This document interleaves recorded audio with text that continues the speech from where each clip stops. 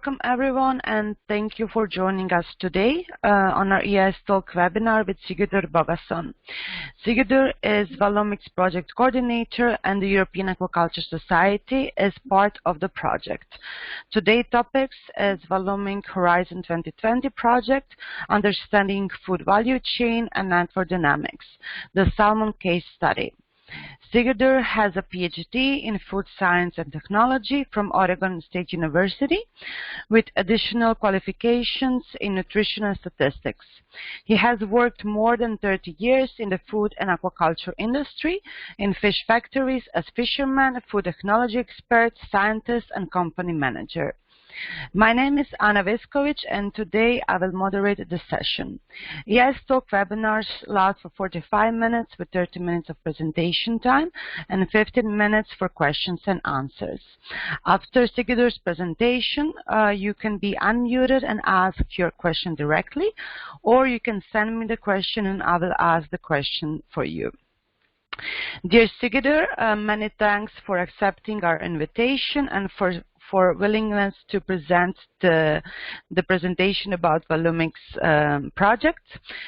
Please feel free to start with your presentation. Okay, good afternoon everyone. I hope that I'm being heard clear and brightly by everyone.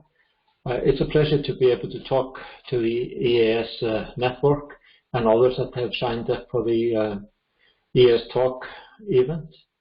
It's always of interest to join with people, but now more with the COVID-19, we have started to train ourselves to speak to screens, and hope everybody will appreciate that, because usually I'm more used to speak to audiences. So bear with me if I make mistakes in my presentation talking to the screen. Going to the contents of the presentation. The VALUMICS project, what is it about? I will shortly describe that a bit, then move on to the Salmon case study, but also reflect back to some of the issues that we are working on as well in the project, not only Salmon, because we have some commonalities with other food systems that we are studying. So the focus of the presentation is the title of our project, Understanding Dynamics of Salmon Food Value Chain, the impacts, how it impacts on sustainability, fairness, integrity, and resilience. And we actually have some other issues that we work on, but this is the scope of the talk. We will discuss the analysis of governance, the actors, decision-making, and behaviors in the system, material flows. We did also environmental impacts, life cycle analysis, economic analysis, price transmission, market power, profitability, efficiency. We did work on risk and resilience, and then we are now moving on towards the future scenarios, which is actually the output end of the project. So coming back to VALUMICS. VALUMICS has 20 active participating organizations. We have 18 European partners from 13 countries.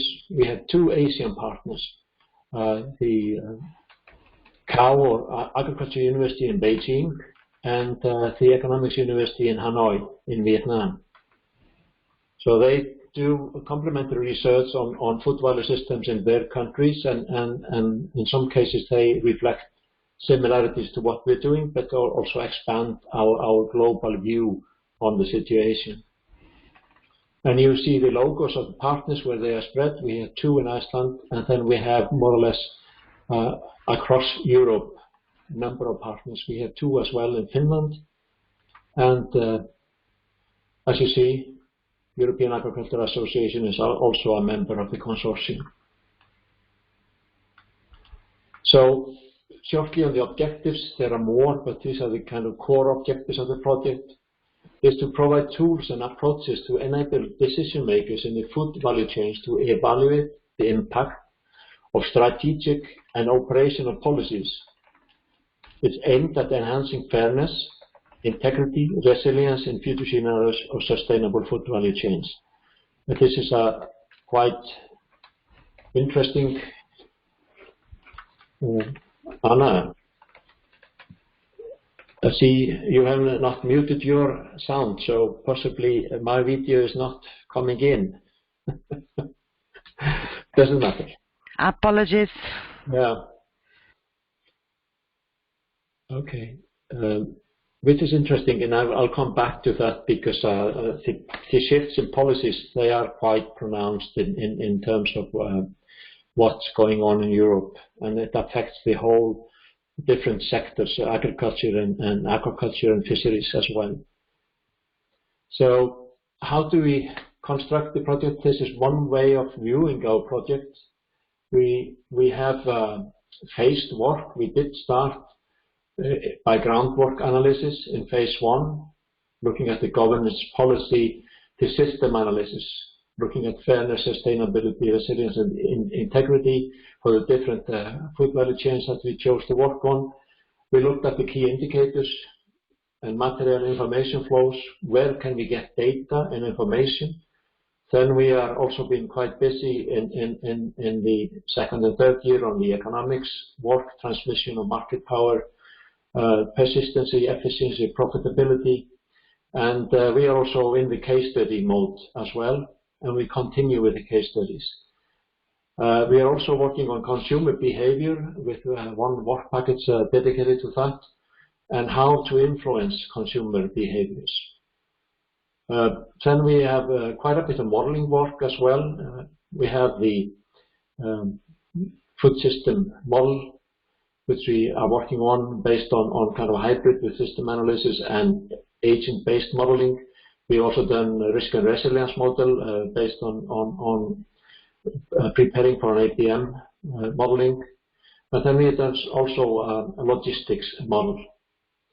So these explorations are phase 3, and it's moving into the scenario phase, where we are looking at the different scenarios, both market-led, global, public-led, regional, civil society-led, and local, for example, and the transition pathways.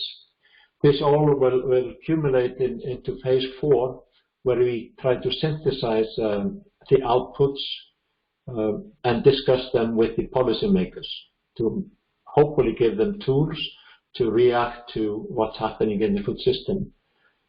So we started with 5 case studies, and we are currently working on all these issues in dairy cows to milk, beef to steaks, and raw tomato to processed tomato, and to wheat to bread.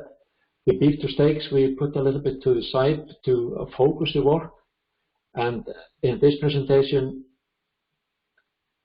we are discussing the salmon case study. We have employed a multidisciplinary approach in the project. We have economists, we have engineers, we have different types of social scientists. So we have a very complex kind of structure and different languages that people speak. Some people come from a purely academic perspective, others have industry background, and others have links to the governance and policy kind of making situation. We have associations. We have the Food Association in Spain. We also have the Food Association in northern Italy, which is working with the University of Bologna on the tomato case study. And then we have European Aquaculture Association working with us on disseminating and informing on the research from the salmon case study. So this is kind of giving you the broad spectrum of how we have faced the project and what we are trying to do. And we are starting very soon we are in the last year of the project, the synthesis work, how to accumulate everything and go through this, and how to create this kind of drive and delivery of policy phase activities. Just to mention that if you want to read up on the project and what we have been doing, we have in European Aquaculture magazine a recent article in 2019. If you're not a member of the EAS, due to the requirement of European Horizon 2020 projects to have everything available in the public domain, we have actually uploaded this article into the VALUMICS website.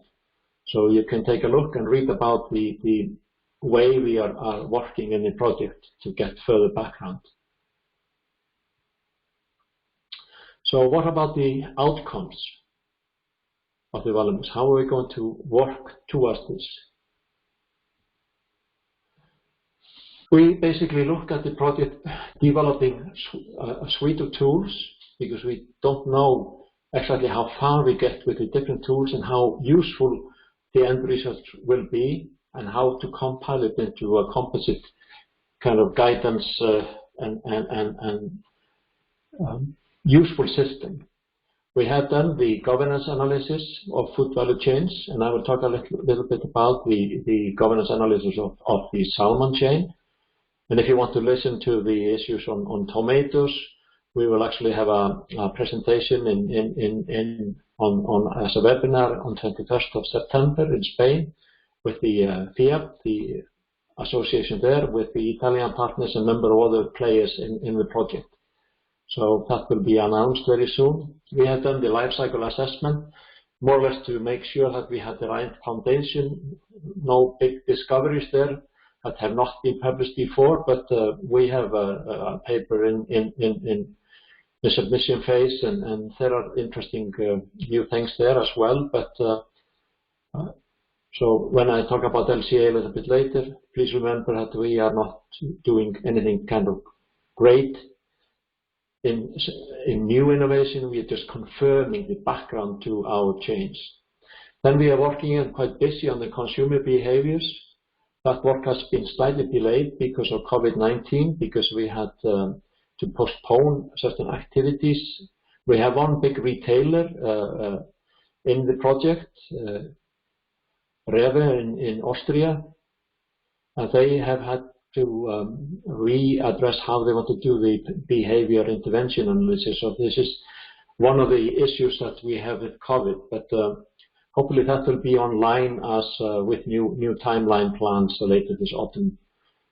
Then we did the framework of material information data collection. This actually was run and managed by Sigurður Bogason in Norway. So they started on the salmon chain and then did the similar work for the other case studies. So it's an event-driven process chain, materials and event flow analysis. I will show you output of that for the salmon chain a bit later. And as I mentioned, the models, we have a high ambition to create a food value chain systems model with a dynamic approach, but we use that for analysis and understanding of the systems, and then more or less are focusing on the agent-based models, APM, using the system dynamics approach to substantiate the decision issues in the chain. And we have also chosen to focus the work to work on the fairness issue. So that's a certain priority in the analysis that we are doing, to understand how we can model fairness. And we have currently basically two teams, one working on the wheat to bread chain as a base background, and then also on the salmon chain. So this probably will come together into a model later in the project. Then we had a risk and resilience modeling framework done as a hybrid discrete event analysis that will follow on into the APM. This was done by UCD in Ireland, but still they chose to work on the salmon chain. I'll come back to the reasons for why we are working quite a bit on the salmon chain, even more than we anticipated at the conception of the project. Then we did the logistics model. Sigurður, yes. Apologies. It seems that the slides are not synchronizing. I can see, I'm not sure on which slide are you at the moment, but I can see VALUMICS outcomes. Yeah. Okay, perfect. Yeah. Yes. Should have been I probably pressed twice, because there is a animation that should come on your slide. I didn't. I pressed twice. No problem. Okay. Yeah, it's so I on went now. too fast. I'm thank just you. giving you the background of the different, and we are currently not publishing all of this. We are creating quite a bit the number of internal deliverables that will then be focused into the reporting to the public domain later on into papers or into policy advice. So we have a series of internal deliverables that go to the Commission as well. And currently, just to come back to the logistics model, which I was trying to say, is that again, this model work done by University of Newcastle is a mathematical model, but the selection there was the Salmon chain. And I'll come back to the reasoning behind that as well a little bit later. The transition pathways to sustainable food value chains, which is the core of the output expression of the project. We are doing scenario analysis to 2030 and then backcasting again, and also we look towards 2050. There is a rationale behind all of this, we hope, and I will now, I think, jump into a little bit on the simulation and what is the agent-based modeling that we are trying to achieve, is to create a tool, because policymakers, they lack a whole chain overview of the food system, and this is a quotation. Therefore, it's difficult to predict the effects of policy implementation beforehand. And the simulation modeling is good to try to prepare and test policy interventions. And we have to recognize that the food systems are complex and adaptive systems. So if you put in a policy measure or change an issue, the system will adapt and find a new best way forward. So any intervention in the system is not going to hold forever. It's adaptive and changes. So it's very complex to model. The agents, the people in decision power, they impact the system with their actions and reactions. So the food system has a background in food legislations and standards, but it's also adaptive and it's smart. So I think any model will always have its limitations.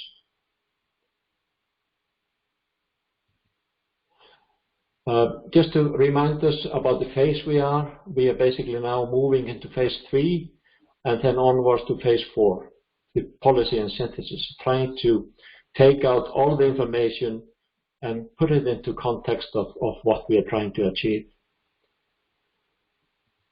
On the modeling of fairness, which is actually the chosen concept that we wanted to really look into, because there are a number of issues that we have to think in terms of fairness, and we are thinking mostly in terms of economic fairness. You could say there is also an issue of social fairness, there's an issue of environmental fairness, but we are working mainly on the economic measure of fairness. So that's part of the modeling, and this is actually from analysis on the Salmon chain. There's a small diagram there, how the prices are being set by the retailers. I'll come slightly back to that later. And going back to the case study now, the farm salmon value chain, just to give you a little bit of background to that, because I mentioned that we started with 5 case studies. We're more or less focusing now on 4 of them, and many of the people working on different case study work actually very soon found out that the data richness and access to data from the salmon chain actually presented a new opportunity. Many of these partners had only been working on agri chains before, and it was like Christmas for them to find out that they could get data that they are not used to get access to in agri chains, and that may be an issue in terms of the food system. Why is data not universally applicable to all the different case studies? Each country has their own kind of nuances, and the European Union has a food kind of on the common market. There should be a kind of one set of playing rules, but there is differences. In part, this is related to the Norwegian system of having everything on the table. All the information is more or less in the public domain or accessible by request. This is not the case in many food value chains, and we can discuss that possibly. Why is that necessary to keep all this kind of information that potentially should be in the public domain due to transparency issues? We can discuss that because DG Agri is pushing now for more transparency as a means to, for example, increase fairness. The VALUMICS case study, what we worked on is the farmed salmon from Norway to EU. So we mapped the supply chain value and decision chains. We did the environmental and social LCA on salmon as well as two other chains. And we did the governance analysis, market power, and profitability and price transmission has been done as well. We're trying to understand how the distribution of value added along the chain. We did the logistics modeling. We did the risk and resilience assessment for the ABM plant modeling, and agent-based model to capture agents. So, and we are also looking to the policy interventions of future scenarios into 2050 with the perspective of aquaculture farmed salmon compared to the land-based agricultural systems. So I think this project has many kind of new ways of looking at the food system as we combine both agri and farmed salmon in terms of understanding the system. Coming to the material flow analysis, this is work from SINTEF on salmon, and it's no surprise that the big volume of the salmon material is flowing out as whole head-on gutted salmon. So that's the bulk of it. But we can also see from this diagram that there is an increased flow into the fresh and frozen fillets from Norway. So that is increasing. And we also see that Europe is the main market, but Asia is there as well, whether it's growing, depends on policies as well. But this is the Norwegian salmon material flow in 2018. Just to the same data represented in a slightly different view. We see the breakdown into different products. So 85% going as fresh, chilled, whole, gutted. And then we have the fillets, which are kind of the growing products as well. And we see the breakdown as well on the right side, the countries that are the big importers. And we can see that Poland is a big importer, France and Denmark. And coming back to that, one of the issues with the salmon chain is that these countries actually are secondary processing the salmon very often to steaks or smoked salmon. And it's an integrated chain from Norway, so many of the Norwegian companies own subsidiaries in these countries, but not necessarily only there, but it depends. So you have to remember that even though Norway is a member of the European Economic Area, they are not member of the European Union. So there is a slight of kind of a situation there in terms of how the secondary processors in Europe look at the supply of raw material from Norway. The same is for fishery products from Iceland or Norway. So it's kind of a dual situation there. We can discuss that as well. Coming to the life cycle analysis, as there are no surprises there, the feed production is the key in terms of what is being having an impact on it, and the grow out phase. And then we look at the primary, secondary processing, and the distribution and consumption. And the results are no surprise. If you include air transport for fresh, it has a significant effect on the total impact. So transportation becomes a key part. And then, as usually, we look at the feed production, and these are the hotspots in all types of farm production which have an impact on climate change. So on-farm operation is also an important contributor to the social indicators. And we looked at, there's a postdoc student, we have just submitted this, he has submitted this paper. We looked at injuries, and that links to transport, which is kind of one of the new things. There are a number of fatal incidences in the transport of salmon. So that's a social impact that is new in this analysis, or not maybe new, but at least interesting research. So I ask people, when we have the paper, it will hopefully be accepted, then more information should be readable from that paper.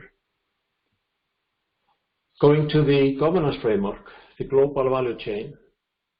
We base our analysis on the framework from GREFI that was published in 2005. And the governance structure and inter-firm relationships in food value chains are explored in a literature that has been published by Barling and Gresham in 2019. It's an open deliverable report from VALUMICS. It's on the VALUMICS website. And actually, we have more information coming as well from that team. And we'd say that food value chains carry, with respect to governance and power structure, contractual agreements, and pricing practices in general. The salmon chain was actually done by Sigurður Bogason and University of Iceland, looking at the governance issues. So I appreciate my colleagues, Guðrún and Matri, on this. Matri at Sigurður and Guðrún at University of Iceland. So this represents their kind of work there. And we look at the concentration of mergers, the producer-driven value chain. Supermarkets are the lead firms. I think this last point is something that everybody in the farmed salmon chain understands. And the range of inter-firm relationships from markets to the hierarchy where the relational and captive structures can be identified. We have the free market exchange, where products are sold on spot market, a trend of long-term contracts, in particular between the long vertically integrated companies and retail or large secondary processors. And we have to remember that the salmon chain from Norway is, at least so far, producer-driven. It's owned by the big Norwegian companies, and they have stake in many of the European secondary processor firms, even though we have different aspects to that as well. So if you look at the global value chain and the vertical governance of the chain, which is another paper from GREFI in 2016, if you look at the diagram very quickly, we don't have to go through it, you can take a look at it later on. So we have the global lead firms, like Mowi and others, and the supermarkets, the big players. Then you have the international organizations and regulations, standards, trade agreements that actually come into play. And you also have the international civil society that has an impact on this. But you could say that the cluster firms, the aquaculture primary processors and traders, create a cluster. And in Norway, you could say that the local civil society, national, regional, and municipal governments have an impact on this cluster. And then you have the environmental regulations. So the governance is influenced by a network of governance, contracting, and informal relationships.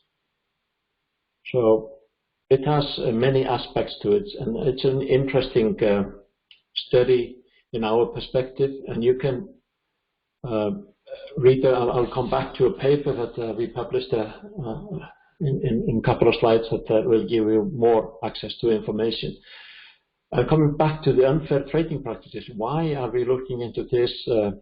It is because DG Agri was driving through the European Parliament a new directive, because they were worried about the smallholders and the small farmers in the EU and how they actually can combat the big players, because they are also being pressed by the lead retailers. And are they being treated fairly? They don't have the kind of market power as the big Norwegian producers of salmon. So it's kind of a situation where you have dispersed small farmers compared to the big supermarkets. So the EU directive that actually has a 2-year adoption into national legislations or regulations, so it's coming in 2019, and is to protect the weaker suppliers against the buyers, primarily farmers and the cooperatives, and also those actors in the downstream supply of agri-food products. Even though it's written for the farming, land-based farming, it will impact on the salmon value chain as well. Because when anything is changed into food, it becomes food on the market, and by the end of the day, it is a food product. So there are common features in the different food value chains that we are studying. I think I will have to speed up because I see my time is getting I talk too much. But anyway, the fairness in the food value chains is topical and policy relevant. So we are trying to understand the complications in this through simulation modeling. Just to quickly go through this slide, this is a directive protecting weaker suppliers and medium and SMEs. And what I wanted to point out on this slide, I mentioned before, is the market transparency. The lack of information on market developments. It's more pronounced in the agri-chains than in the salmon, at least the Norwegian salmon chain. So the price transparency is to be made mandatory along the food value chains. It's part of this directive. So where can you find more information about this? I think I go to this. We have 2 publications there. There is one publication. It's in the European Aquaculture magazine. It's written in volume 10, I think. No, volume 44 too, in September 2019. So it's the level of trust and the occurrence of unfair trading practices, opportunistic behavior. So I urge people to go and get this article and read it. That gives you further background on where we are at the moment in this work. And just to give you from our analysis stakeholder statements, we did a survey. If we take 2 examples, is the value distributed fairly? This is a Norwegian feed producer. No, not at all. All the value is not distributed fairly. The aquaculture producers hold the power and press the price from the feed producers who are competing on the market. Another one, secondary processors are stuck in the middle of the chain and are reliant on farmers, primary processors or wholesalers for raw materials where they buy on the spot market. They are vulnerable when prices on the spot market are high and have little influence to negotiate the price with retailers who normally operate at a fixed margin. So these are just 2 examples of statements. So opportunistic behaviors. The main risk here is the price volatility. Can people work at a long-term fixed price contracts, or are people dependent on the spot market, or do they combine both? Price is for sure one of the most important factors and will increase a supplier's perception of fairness.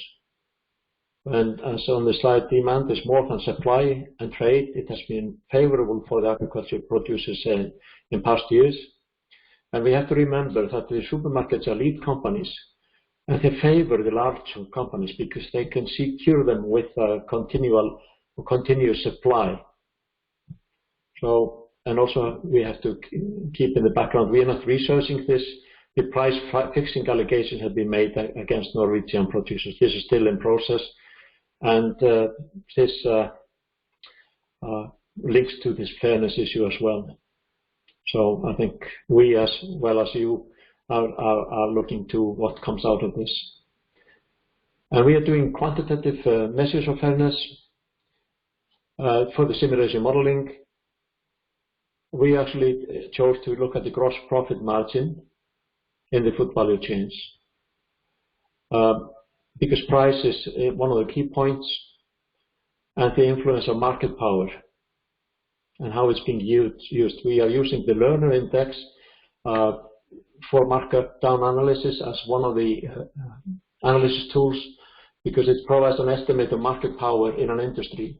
It measures the price cost margin through the difference between the output price of a firm and the marginal cost divided by the output price.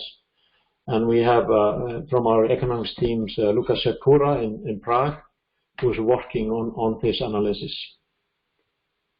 The quantitative measure of fairness, the overall aim is not to measure absolute fairness, rather to ascertain the transition towards a fairer outcome, because it depends on the perspective of the individual or the company, where along the chain they are, what they deem being fair. So we stay with the European Parliament depiction, how they look at this. So it's of how much deviation away from good commercial conduct the chain is basically showing.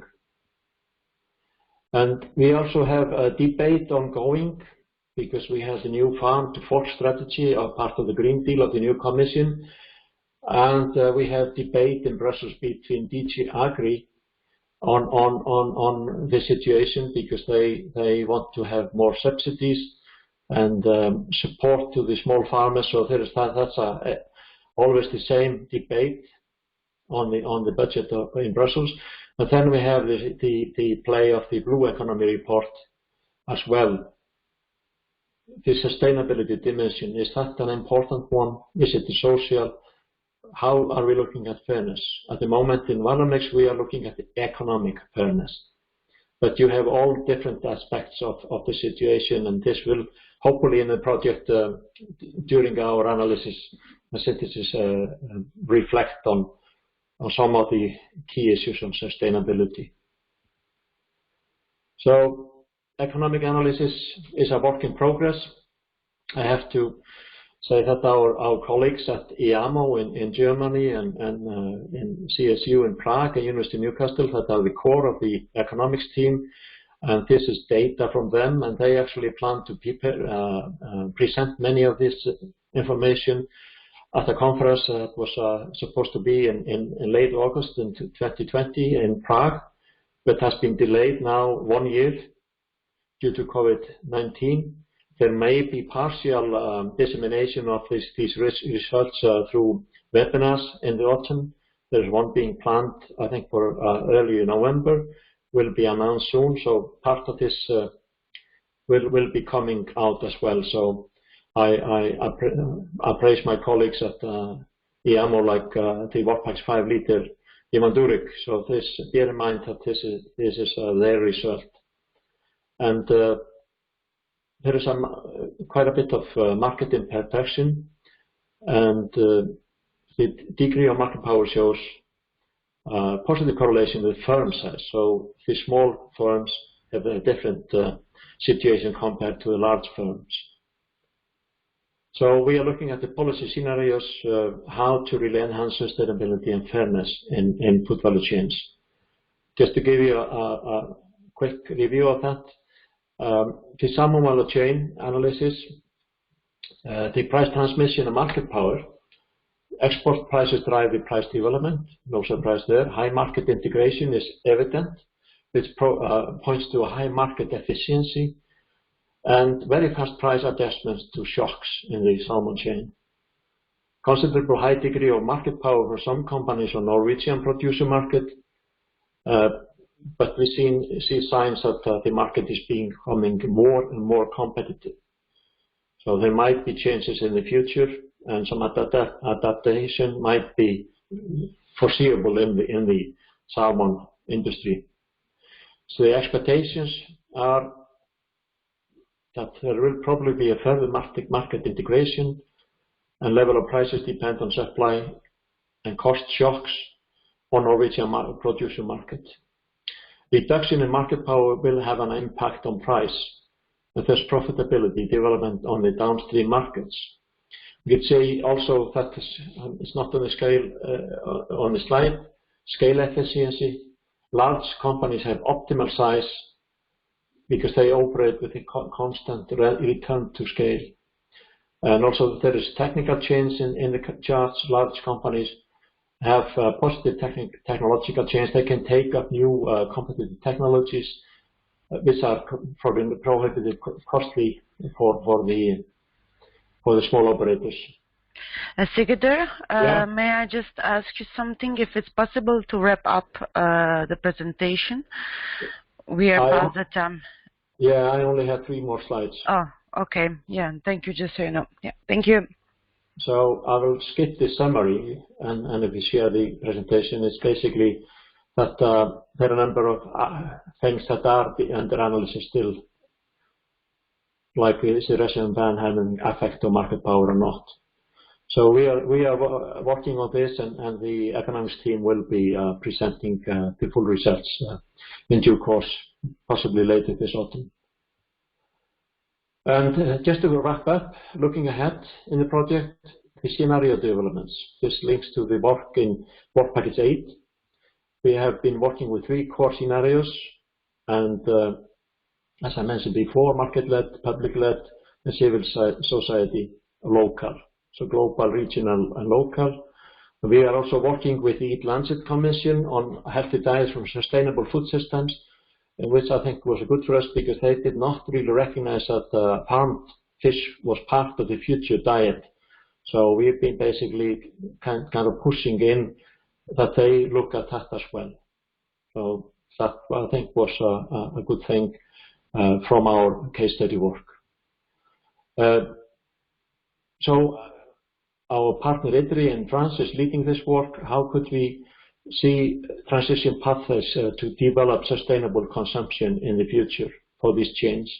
So this is a work in progress. We have been running a number of stakeholder workshops to get the input from the industries in this, and this is a work in progress, and more outputs coming. So work with us if you want to be participant in workshops that we may be hosting in the autumn. Most of them probably webinars. Please sign up for our stakeholder platform. And it's there, staying in touch. You have the sign up, so sign up for the stakeholder platform, and you can also follow us on the different social media. So this is my last slide. I'll just quickly show you. We have some selected references, but I think this is the last thing I'll say. Thank you very much for listening, and Anna, take over and go for questions. Many thanks, Sigurður, for giving really great presentation on the VALUMICS and explaining a bit more to our network about the project and the Salmon case study. The first question we have is from Amina. I will unmute Amina right now. Hi, thank you, Anna. Thank you, Mr. Bogason, for your great presentation. So please let me ask you a question about. All we know that planning aquaculture, especially for example the salmon case, is focusing on making high profitability of markets. And we saw it from your presentation. How about the emerging markets like African market? Are you aiming to plan models in order to make food and alimentation insurance in these countries that are suffering from famine or other problems? Thank you so much. The focus of the modeling work and analysis work is to assist the decision makers, both in the industry and at the policy level in governments and things like that they can see the impact of a decision. And if the impact of a decision, for example, would impact on developing nations' access to food, that might be involved in the analysis. But we are not in specificity working on that aspect of it, because we're looking at the food system as a whole. And we have global as well and local, and we're sure that if there's an impact anywhere, like Salmon is importing quite a lot of feeds from developing countries. It will have an impact if people change or reduce or even increase. So the ramp up of a certain kind of feed might impact access for people in famine. So any kind of policy decision will always impact someone. There is no action taking without reaction somewhere in the system. How far we can get within VALUMICS to have a comprehensive model is another story. We are striving to do this, but we cannot assure ourselves even whether we can have a functional model by the end of the project. We are just doing our best to get as far as we can, and there might be a need for follow-up work to take in this aspect that you mentioned. Thank you, Sigurður. Thank you, Amine, for asking the question. The next one we have is from Valeria. Good morning. Can you hear me? Hello, everyone. Yes, we can. Hi. Thanks, Mrs. Viskovic, for the organization, and thanks, Bogason, for the presentation. Well, actually, I would like to ask, since one of the hotspots is that we have seen in the slides is the use of feed, so the feed for the salmon aquaculture, which actually is not related to salmon, just to salmon, but in general to aquaculture.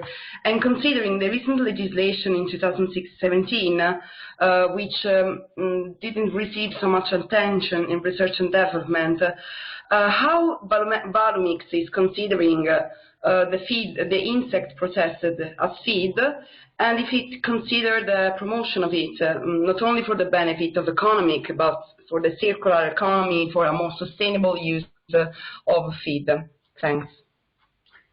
Yes, with a number of internal workshops discussed the new proteins and like insects, and this has been actually a part of our early system analysis. So we had a chain analysis of insects as potential feeds or even direct human consumption issues. So we did a survey on that, and so we have looked into it.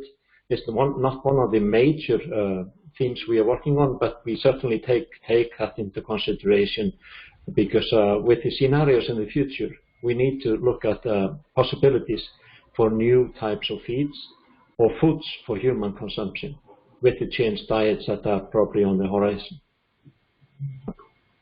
Perfect, thank you. Thank you, Valeria. In case you have another question, you can ask it now or you can ask it later. I would like to also say to everyone, in case you would like to ask the question, you can send me a message down below.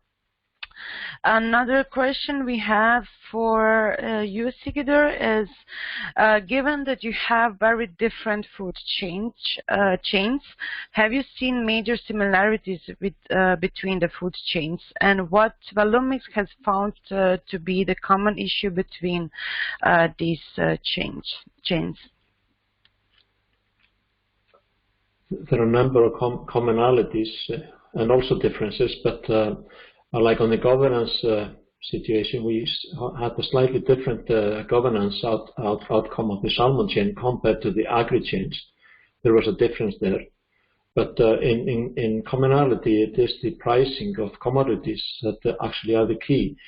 And we have discussed as well in our work the impacts of subsidies, because, for example, in at least the Norwegian salmon chain, there are no subsidies.